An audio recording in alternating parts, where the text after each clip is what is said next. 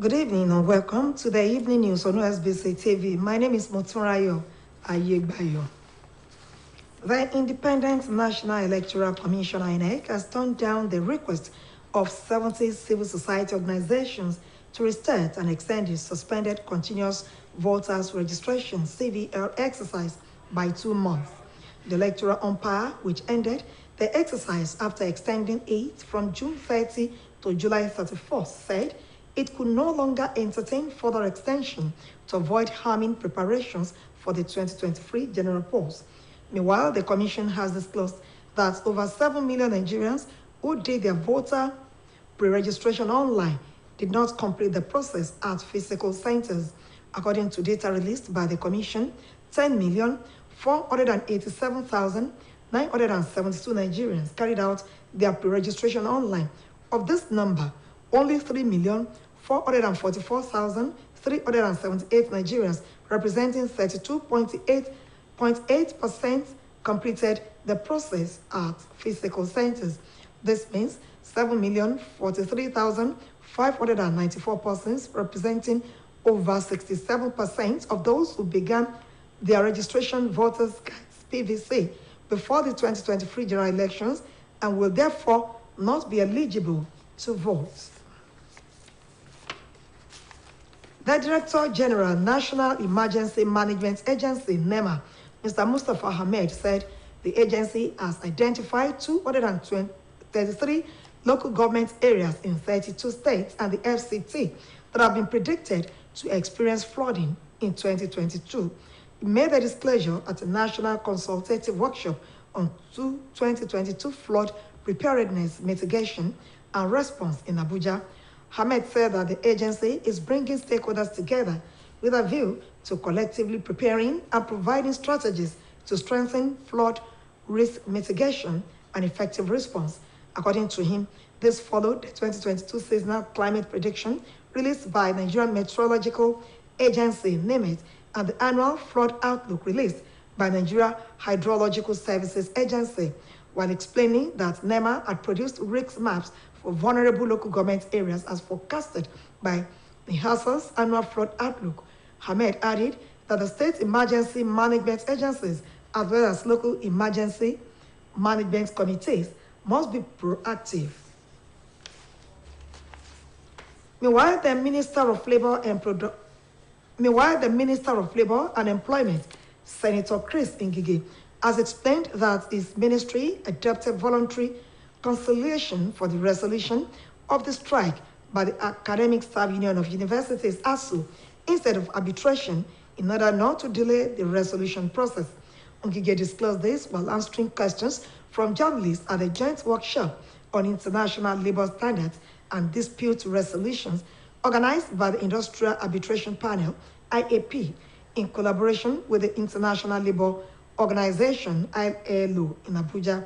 The minister said he could have transmitted the matter to the IAP or the National Industrial Court of Nigeria, but used the discretion to weigh the situation to know if it would cause more delay in the resolution of the dispute in a court process.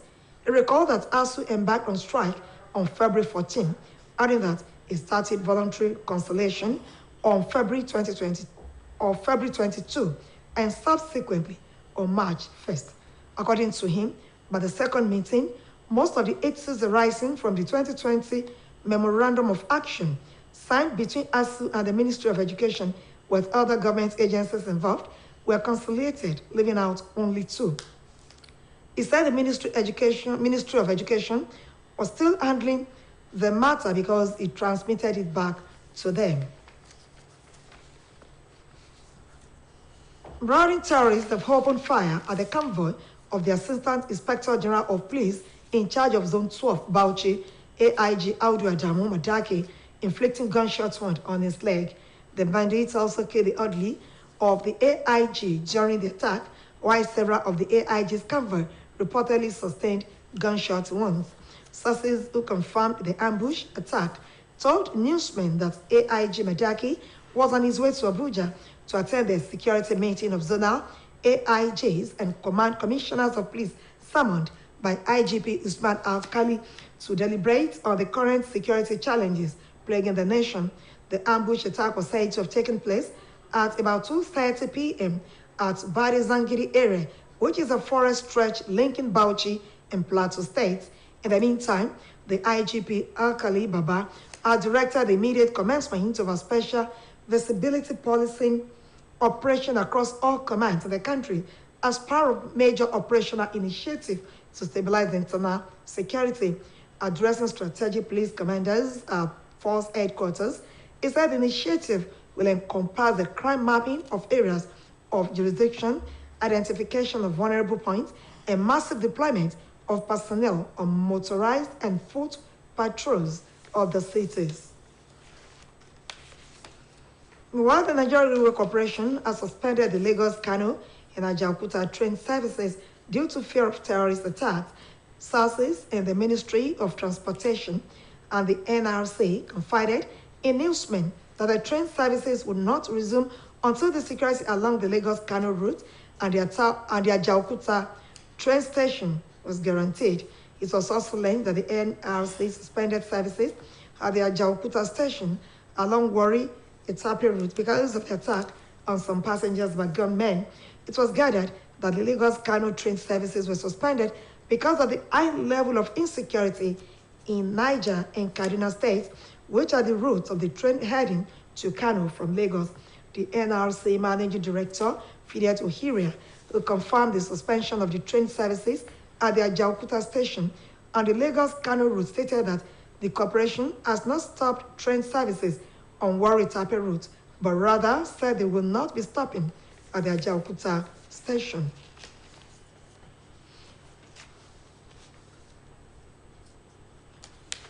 The governor of the state of Osun, Mr. Adegboyega Oyetola, has approved the confirmation of appointment of Mrs. Marufat Adekemi Adejare as Substantive Solicitor General and Permanent Secretary of the Ministry of Justice, Osun State. This is contained in a release by the State Head of Service, Dr. Ologboyega Oyebade. Mrs. Marufat Adekemi Bello joined the Osun State Civil Service in May 1997 as State Counsel to grade level 08 and has served meritoriously in different capacities in the Ministry of Justice in particular and Osun State Civil Service in general. She is a proud alumnus of the great Obafemi Awolowo University, Ile-Ife, and the Nigerian Law School. She is married with children. The Osun State Police Command has declared Mr. Okpeyemi Ademakinwa, whose photograph shown on the screen, missing. This is contained in a release signed by the command spokesperson, SP Yemisi Okpalola, and made available to OSBC News. Mr. Okpeyemi Ademakin was said to have left his home at Orelowo Street, Ilode, Ile-Ife, since July 12 this year to an unknown destination and has not since returned. He is 35 years, dark in complexion, and has no tribal mark. He's also about 5.6 feet tall and speaks Yoruba and English languages fluently. The release enjoins anybody with useful information about his whereabouts to contact the nearest police station. Similarly, Mr. Jacob Olaiton Adepoju, who lives at Jafaria Street, Okebale, Osogbo, Osun State, has been declared missing. Mr. Adepoju, who was age 33, was dark in complexion, has no tribal mark, and 6 feet tall, as well speaks Yoruba and English languages fluently. Excuse me.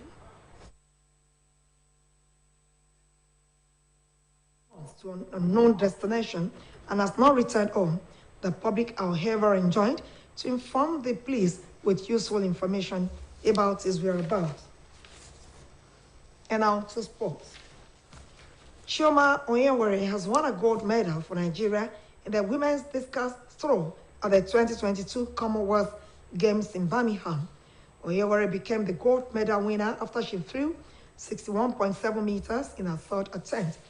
England's Jade Lally won the silver medal with a 58.42 meter throw, while Nigeria's Biageri Amechi claimed the bronze medal with a 56.99 meter throw.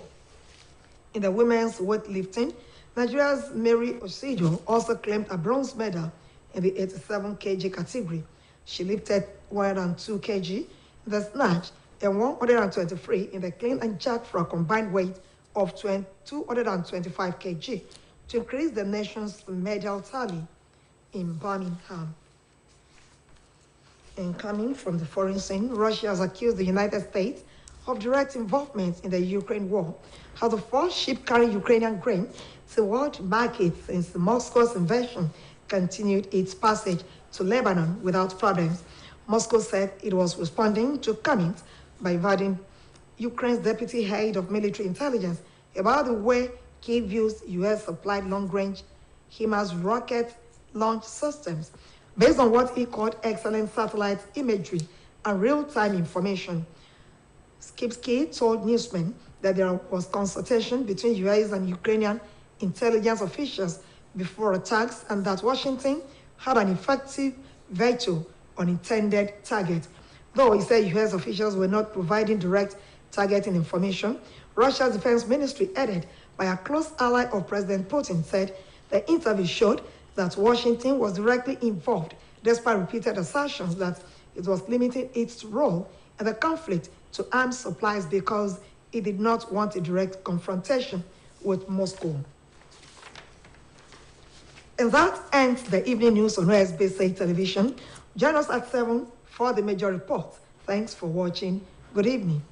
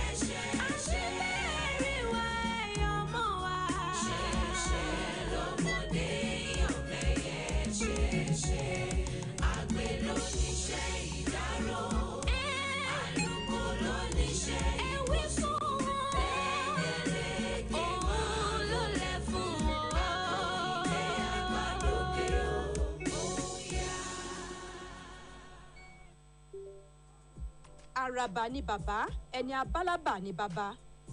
OSBC Television Channel 32 UHF, Star Times 113 àti Free TV 502. Pẹ̀lú èèkàn ayélujára osbcng.org ti gbé àwọ̀ tuntun wọ̀. Ẹ máa pàdé wa ní gbogbo ìgbà fún àkànṣe eré oníṣe. Ọ̀rọ̀ lọ́gọ́rọ̀ ilẹ̀ tí ọmọ pàṣẹ ọkùnrin ara rẹ̀ pàṣẹ eégún tó máa ń wáyé ẹ̀. Ìròyìn eré ìdárayá.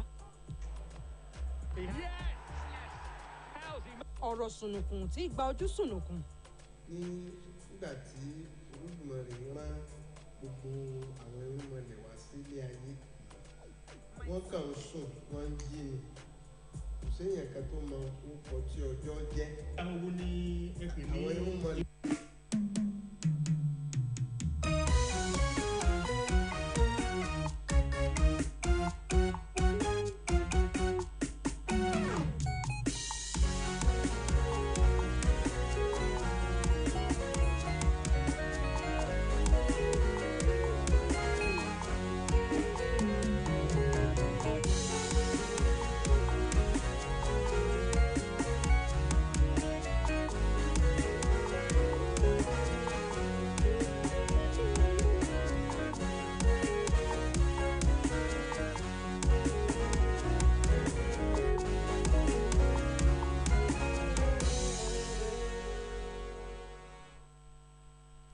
ẹ kúrọ̀lẹ́ ìròyìn ìrọ̀lẹ́. Àjọ elétò ìdìbò nílẹ̀ yìí ti da àrọwà ẹgbẹ́ ajàfẹ́tọ̀ọ́ ọmọnìyàn 70 tí wọ́n tún béèrè fún káàjọ elétò ìdìbò ilẹ̀ yóò bẹ̀rẹ̀ ètò ìforúkọsílẹ̀ fún káàdì ìdìbò alálòpẹ́ pẹ̀lú oṣù méjì mìínú. Àjọ elétò ìdìbò ilẹ̀ yìí ló parí ètò ìforúkọsílẹ̀ náà tó ṣàfikún rẹ̀ láti 30 oṣù kẹfà sí ọjọ́ 21 oṣù keje, tó sọ pé kò ní sáàyè fún ṣíṣe àfikún ètò ìforúkọsílẹ̀ náà mọ́ kó má bàa ṣàkóbá fẹ́tò ìdìbò gbogbogbò ọdún tó ń bọ̀.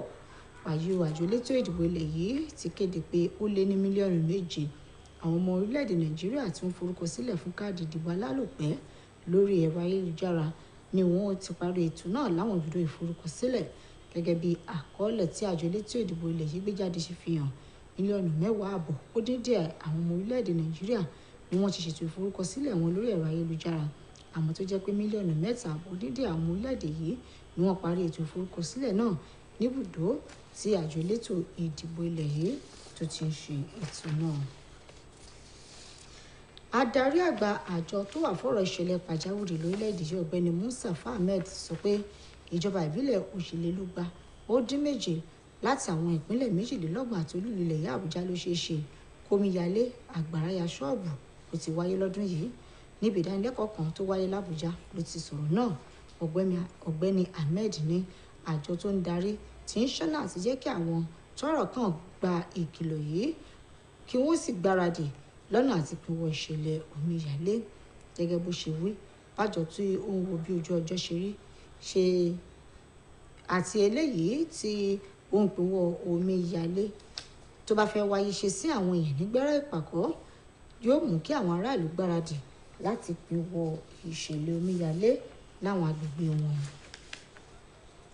Mínísítà fọ́rọ̀ àwọn òṣìṣẹ́ lórílẹ̀-èdè yìí Mínísítà fọ́rọ̀ àwọn òṣìṣẹ́ àti ìgbanisíṣẹ́ lórílẹ̀-èdè yìí Sẹ́nẹ́tọ̀ Chris Ngige ti ṣàlàyé ohun tó mú kí iléeṣẹ́ tó ń darí kó finú fíndọ̀ láti yanjú aáwọ̀ ẹgbẹ́ àwọn olùkọ́ fásitì lórílẹ̀-èdè yìí ju gbígba ilé ẹjọ́ lọ, kí wọ́n má bàa pẹ́ lórí ọ̀rọ̀ náà kó má bàa di èyí tí wọn yóò máa gbà bí ẹni gbàgbà ọtí. Nígbà tó ń dáhùn ìbéèrè àwọn oníròyìn níbi ìdánilẹ́kọ̀ọ́ kan tó jẹ́ ti àwọn òṣìṣẹ́ tó wáyé nílùú Àbújá, ó ní ṣe ni wọn ò bá gbé ọ̀rọ̀ náà gba ilé ẹjọ́ tó jẹ́ ti àwọn òṣìṣẹ́ lọ, ṣùgbọ́n ó ní kí wọ́n ṣe ọ̀rọ̀ náà ní ìtùbí nùbí. Ó ní lọ́jọ́ 14 oṣù kejì làwọn olùkọ́ fásitì orílẹ̀-èdè yìí bẹ̀rẹ̀ ìyanṣẹ́lódì táwọn sì bẹ̀rẹ̀ ìfikùnlukùn lọ́jọ́ 22 oṣù kejì yìí kan náà láti rí dájú pé ọ̀rọ̀ náà tètè yanjú. Àwọn onísùmọ̀mí kan ti ṣínà ìbọn bo àwọn ọkọ̀ tó tẹ̀lé àtẹ̀lé ọ̀gá àwọn ọlọ́pàá AIG lórílẹ̀-èdè yìí tó wà fẹ́kùn 12 ní Bauchi, ọ̀gbẹ́ni Ahudu Adamu Madaki, tí ìbọn sì lọ bá a lẹ́sẹ̀. Bákan náà ni wọ́n pa ọlọ́pàá tó ń ṣọ́ lákòókò ìkọlù náà tọ́pọ̀ sì tún farapa. Ìròyìn fìdí ẹ̀ múlẹ̀ pé AIG Madaki ló ń lọ sílùú Àbújá níbi ìpàdé ètò ààbò tí ọ̀gá ọlọ́pàá lórílẹ̀-èdè yìí Usman Alkali pè láti jíròrò lórí ìpèníjà tó ń kojú ètò ààbò orílẹ̀-èdè Nàìjíríà. Ní nǹkan aago 2 ààbọ̀ ọ̀sán làwọn onísùmọ̀mí náà lọ kọlu àtẹ̀lé ọ̀gá ọlọ́pàá lórílẹ̀-èdè yìí lágbègbè Adim Sangide tó jẹ́ aginjù igbó tó wà láàrin ìpínlẹ̀ Bauchi sí ìpínlẹ̀ Plateau. Ọ̀gá àwọn ọlọ́pàá lórílẹ̀-èdè tí wàá pàṣẹ pé káwọn ọlọ́pàá tètè ya bọ́ sójú iṣẹ́ lẹ́yìn òṣùkà lọ́nà àti jẹ́ kétò ààbò orílẹ̀-èdè yìí kó rẹ́sẹ̀ wálé sí i. Iléeṣẹ́ ọkọ̀ ojú irin lórílẹ̀-èdè yìí ti má sọ̀rọ̀ bá ètò ìrìnnà ojú irin láti Èkó sí Kánò àti ti Àjàòkúta nítorí ìbẹ̀rùbojo ìkọlù àwọn onísùmọ̀mí. Ìròyìn láti iléeṣẹ́ tó wà fìtò ìrìnnà àti ti àjọ reluwé tí wọ́n fi ṣọwọ́ sí àwọn oníròyìn jẹ́ kó yé ni pé ó dìgbà tètò ààbò bá tó fẹsẹ̀ rinlẹ̀ láwọn agbègbè ojú ọ̀nà yìí. A rí gbọ́ pé àjọ tó mójútó ìrìn àjò ọkọ̀ ojú irin má sọ̀rọ̀ bá iṣẹ́ wọn lọ́nà Àjàòkúta dé Warri Ìtàpé nítorí ìkọlù àwọn onísùmọ̀mí. Ìròyìn fi ni pé nítorí bí ètò ààbò ṣe wá mẹ́rẹ̀ ní ìpínlẹ̀ Niger àti Kaduna ló ṣokùnfà bí wọ́n ṣe má sọ̀rọ̀ bá ìrìnnà ọkọ̀ ojú irin láti Kánò sílùú Èkó. Ọ̀gá àgbà àjọ NRC ọ̀gbẹ́ni Fides Oikira tó fìdí ìṣẹ̀lẹ̀ náà múlẹ̀ sọ pé ìgbésẹ̀ náà múlẹ̀ sọ pé àwọn ò tí ì fòpin sí ọkọ̀ ojú irin tó ń lọ láti Warri sí Ìtàpé. Gómìnà ìpínlẹ̀ Ọ̀ṣun ọ̀gbẹ́ni Adégbóyèga Oyètọ́lá ti fọwọ́ sí yíyan arábìnrin Morufas Adékẹ́mi Bello gẹ́gẹ́ bí agbẹjọ́rò ìjọba àti akọ̀wé àgbà iléeṣẹ́ tó wà fọ́rọ̀ ètò ìdájọ́ nípínlẹ̀ Ọ̀ṣun.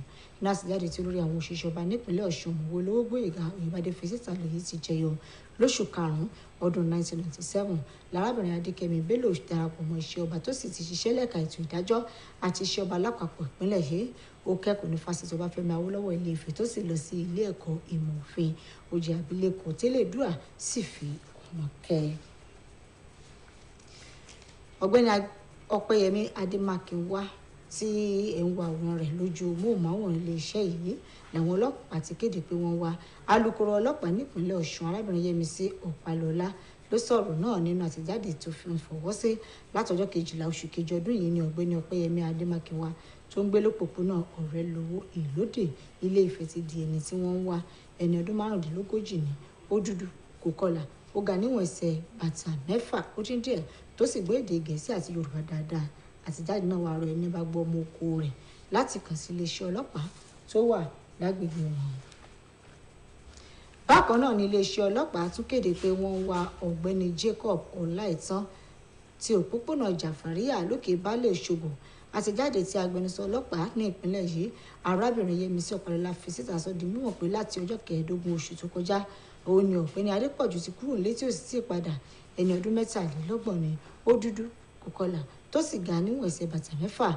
Ó lè sọ èdè Yorùbá àti èdè Gẹ̀ẹ́sì dáadáa. Iléeṣẹ́ ọlọ́pàá wá rọ àwọn tó bá gbúròó rẹ̀ láti fi tó àgọ́ ọlọ́pàá tó súnmọ́ wọn létí. Lórí ìròyìn eré ìdárayá, eléré ìdárayá ọmọ orílẹ̀-èdè yìí níbi ìdíje àwọn tí ó ń fò lórí ilẹ̀ Eze Brome ti sọ pé òun yóò ṣiṣẹ́ tọ́ bóun yóò ṣe gba àmì ẹ̀yẹ góòlù níbi ìdíje tó ń bọ̀. Ìròyìn ni pé Brome ló ní àgbéga níbi ìdíje eré ìdárayá tọdún yìí tó wáyé ní ilẹ̀ Amẹ́ríkà, èyí tó mú kó di ọmọ orílẹ̀-èdè yìí tó gba àmì ẹ̀yẹ nínú ìdíje eré ìdárayá méjì ọ̀tọ̀ọ̀tọ̀ lágbàáyé. Lọ́dún 2019 Brome gba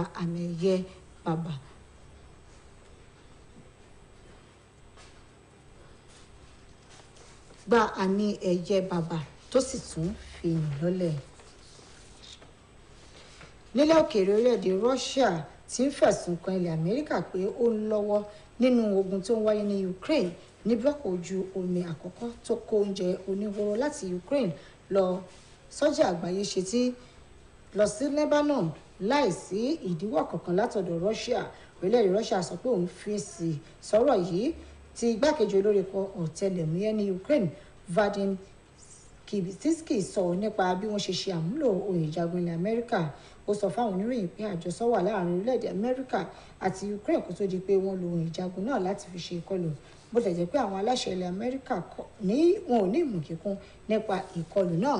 Iléeṣẹ́ ààbò ní Russia sọ nínú ìfọ̀rọ̀wánilẹ́nuwò kan pé orílẹ̀-èdè Amẹ́ríkà mọ̀ nípa ìkọlù náà ṣùgbọ́n tó kàn díbọ́n lásán ni pé ṣe lòun fi àwọn nǹkan ìjagun ṣọwọ́ sí Ukraine. Àròjù báyìí lọ lórí ìròyìn ìrọ̀lẹ́ fún tí àkókò yẹn darapọ̀ mọ́ wa láago 8:30 alẹ́ nígbà tí a máa mú àkójọpọ̀ ìròyìn wá fún ẹ̀kọ́ ojúlọ́nà.